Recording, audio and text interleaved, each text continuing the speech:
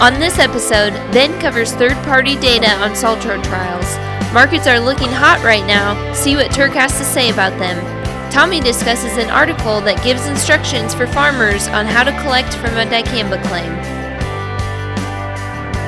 Hi, this is Joe Mershman, and welcome to Cup of Joe, episode number 20, season 3. Today we have our regulars, Tommy, Turk, and Ben, and as always, we'd like to start with Ben. Ben, you've got the information to back up what you talked about a couple weeks ago. That is correct. We got the legal parameters all taken care of for Syngenta here for their Saltro piece, and I kind of wanted to go over this this PowerPoint that we have here for Saltro versus Olivo. So Alex is going to go ahead and throw this first picture up. This is sourced out of University of Minnesota in Rosemont, Minnesota, 2020. And this is pictures were taken on the 16th of September, where it shows an average of 8.7 bushel advantage over Olivo. So as you're looking at the picture, you can see there's 6 different quadrants where this was replicated, and we have some standard checks versus Olivo versus Saltro.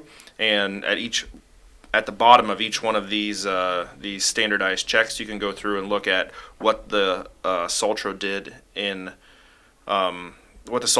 comparison to the Olivo. So, we have 11.3 bushel advantage. We have a negative 0.4 advantage. We have the highest difference between them was 18.4 bushel. But that's not as impressive as the next picture that I'm going to have Alex throw up, which is what that plot looked like 7 days later when they flew it with a drone again.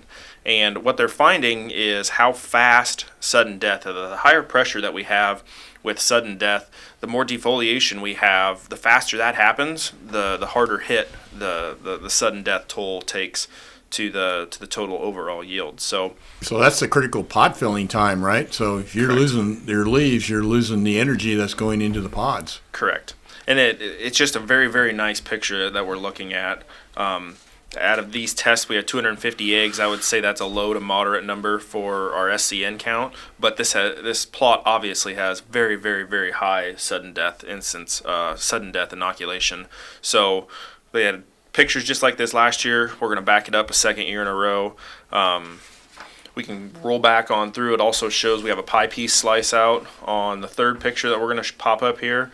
And it shows the difference in that week, what happens with, we may have a little bit of sudden death in the Saltro, but they're holding on to their leaves an extra week, and that extra week of fill is what's given us the advantage in yield. So the fourth and last picture we'll probably post up here to show is what we have, an 80 bushel yield average for Saltro. We have a 69 for the standard check and a 71 for the Olivo. So the Olivo is offering protection.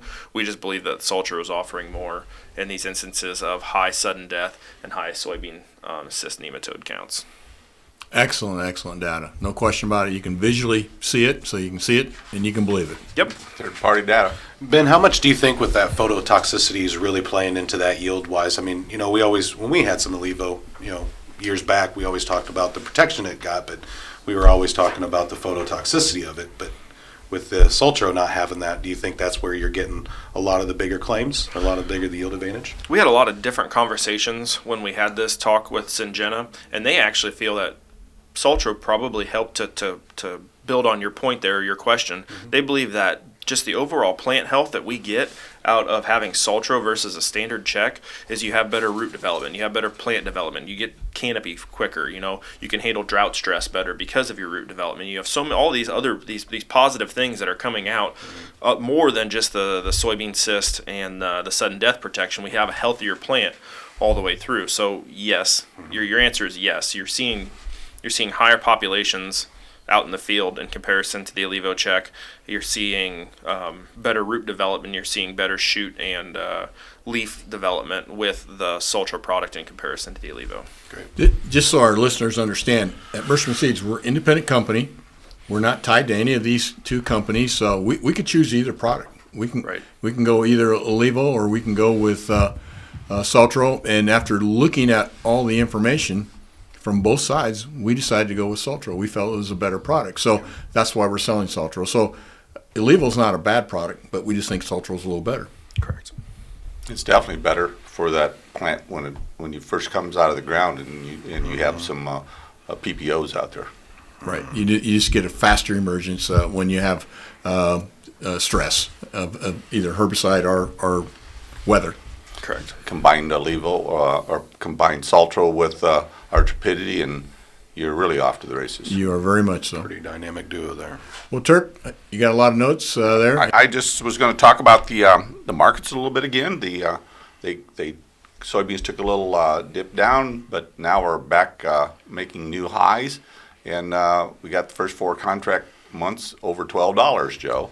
So we were talking about $12 was kind of a benchmark that we thought that we would get to, and we're above that now. So it looks like and the curve keeps right on going up. So we don't know where this is going to stop, but right now everything looks positive in the markets for soybeans, especially of course corn's following along as well.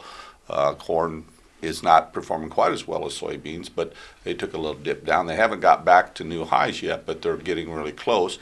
Again, they came back a little bit as well. So new crop soybeans, when we look at new crop futures, December corn now is 415 plus, and new crop soybeans are 1075. So keep an eye on those. Again, some market advisors are recommending that you maybe take a look at contracting some of that new crop corn a little bit. So it's keep an eye on it. It's all I'm saying. Brazil continues to be and Argentina continue to be south or to be dry, and we're at that time of year now.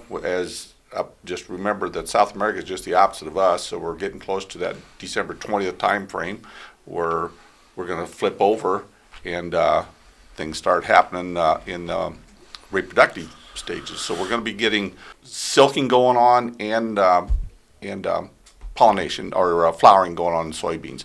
Combine that with the La Nina and the dry weather, and it's probably going to create some stress. Right now, they are definitely dry down there, but they do have 81% of their area is considered to be below normal dry.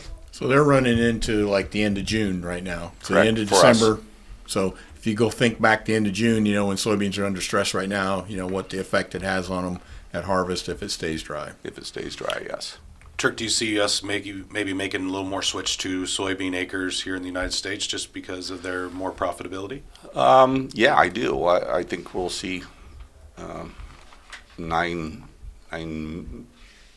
million acres plus in the United States, and I think corn's gonna probably go backwards a little bit or maybe hold steady, but the soybeans are going to definitely have more. About 8-9 million acres more than last year grown? 6, 7. Okay.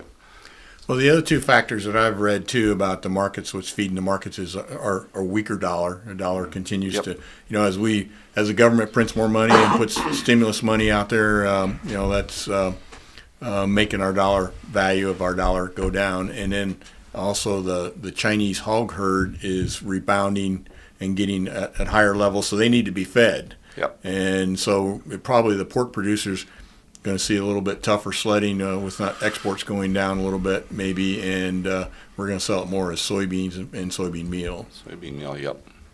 So there's always different dynamics that farmers have to worry about, but at least we're above break-even prices, and and we're not. You can start planning properly for next year, so that's good news. So another thing, Joe, John Felt with Blue Water come out with his forecast for the first quarter of next year, and it looks like it's going to continue to be very dry in the southern U.S. and so as we know, if we're going to be talking about long-term drought in the Midwest, it usually always starts in the Southeast, and we definitely have that situation down there right now. Yeah, if any of you have not taken advantage of signed up for our free John Felt Blue Water weather forecast, it can come to you daily, and also he does a Saturday briefing that tells you what happened and what's going to happen. It's definitely a good thing to sign up for, and gives you some good information. And then he also puts out bulletins during the week if there's something that could influence the ag weather, which includes the hurricanes and things about South America, La Ninas, and all that stuff. So it's free, sponsored by Mershman Seeds, and we hope you take advantage of it. We have our link up every week at the bottom as you sign in. It's very detailed. Yep. www.mershmanseedsweather.com. Yep. Tommy, looks like you've got some exciting stuff there. Well, I don't know if exciting. I guess at least information that can help farmers. Yep, talking about money at least, right? Right. I had an article here from Emily Unglesby from the Progressive Farmer DTN. And so what it is, the Dicamba Settlement is a go. So $300 million Dicamba Settlement has been finalized. The claim filing status is going to start here towards the end of December, but no later by the 1st of January. And what's really important is farmers have 150 days. They're going to have a portal set up, and farmers will have 150 days from when that portal's brought online to file those claims. So in other words, if you in any way had a dicamba incident on your farm with Mershman soybeans or any other brand that that's not non-dicamba, you can submit your loss and collect your share of that $300 million. Correct. Yeah, the legally acceptable documentation of dicamba symptomology could include such things as photographs, state regulatory agency reports, or expert agronomist opinions or notes. Yield loss evidence can be gleaned from field yield histories, crop insurance reports, or reading from a calibrated yield monitor. So like the weigh wagon checks that we've done in the past. And what's very important is this goes back 6 years. So starting 2015 growing year through this past growing year as well. But it looks like the portal will be open, like I said, 150 days. They have 150 days to file that claim starting January 1st when that portal comes back online here. So we'll have more information to follow, but personally, everybody in this room here has been affected by dicamba with some farmers out in the field. So this is one of those things where if they had some real issues and they thought nobody was going to be out there to help them, or they didn't have a shoulder to lean on, this is something that they could get on and get that settlement going. Well, like most class action lawsuits or settlements like this, it usually takes a lot of time. So it's not something I'm sure they're going to pay out tomorrow, but you can get in the queue and get in line to get your share if there is if you had damage. So that's important. And what's important is, again, it started in 2015, where you can start these claim processes up to last year. So don't think if you hadn't had any issues in the last couple of years, you can't go back to where you first had some issues 3, 4, 5 years ago. So Includes the 2020 crop year. Correct. Is there going to be a link or anything to this article or something that we could put up? Yeah, we'll post a link on the article there for Alex to put on. They don't have the link to sign up on it yet, but they expect to have that up by the. At least you can read the article and and understand the process. Yep. Yes. Yep. Very good. Yep. Anything else? Nope. Well, I as we're getting closer to Christmas, I got a couple Christmas corny jokes, and as you know, the seed companies invented the corny jokes. If you didn't know that, at the turn of the century, garden seed catalogs put out a corny joke on each page to get people to turn the pages. So because the stuff is kind of boring, but so we are continuing the tradition. But this one here, my wife Barb gave to me. She likes to sew, and she says, "Why do Christmas trees make poor quilters?" Because they keep dropping their needles. Okay. Yeah, I do. That's true. Now I know Turk last week did the snowman jokes. Well, I've got another one for you here, and it's Frosty. I don't know if you knew this or not, but Frosty he totally quit drinking. I mean, he just totally quit drinking because he found out that every time he went out to drink, he got plowed. Well, I hope that gets you through to next week. As always, thank you for your business. We appreciate your support. Hope you and your family are well, and we'll see you next week. Take care.